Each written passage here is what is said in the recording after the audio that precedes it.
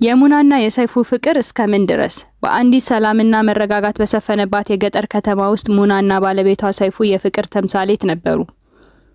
የሁለቱ መተዋወቅና መዋደድ የአካባቢውን ሰው ሁሉ የኔም የወደፊት ፍቅር እንደነሱ በሆነ ብሎ የሚመኘው ድንቅ የፍቅር ምዕራፍ ነበር።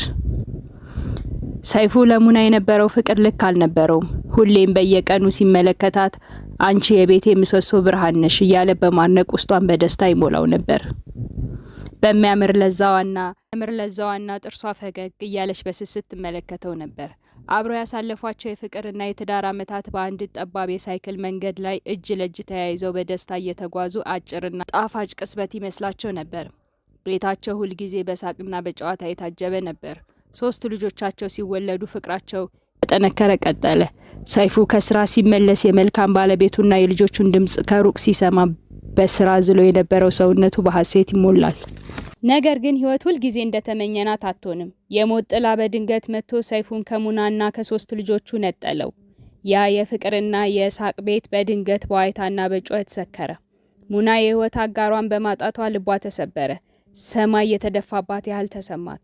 ሆኖም ይህንን የመሪር ሐዘን ድባብ አሽቀንጥራ በመጣል የባለቤቷን አደራ ለመወጣት ወሰነች።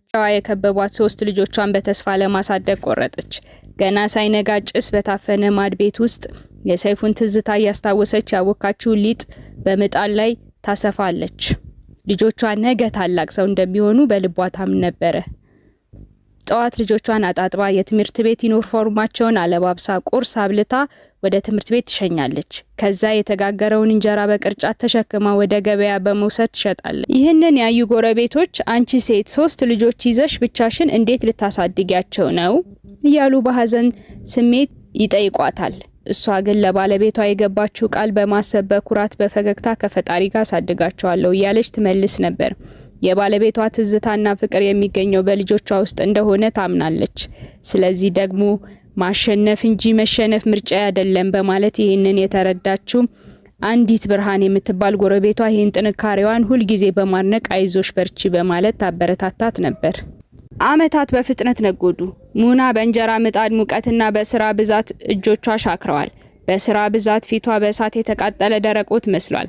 ነገር ግን ያ ድካም ከንቱ አልቀረም። ልጆቿ አስቴር፣ ሰለሞንና ሰብለ የእናታቸውን ተጋድሎ በውስጧ የነበረውን ያንን የማይበገር ጥንካሬ ያዩ ነው ያደጉት። እርስ በርስ መደጋገፍ፣ መዋደድ የተማሩት ከእናታቸው ህይወት ተሞክሮ ነው። ትልቁ አስቴር ትልቅ ድርጅት ከፍታ በሀገራችን አንቱ የተባለች የኢኮኖሚ አንቀሳቃሽ ሆናለች። ተከታዩዋ ሰብለ ደግሞ በአምራች ኢንዱስትሪ ዘርፍ ውስጥ አስመጭና ላኪ በመሆን የናጠጠች ባለሀብት ሆናለች። ትንሽ ወንድማቸው ሰለሞን ደግሞ ዩኒቨርሲቲ ተመርቆ ስራ ለመጀመር እያሟሟቀ ይገኛል።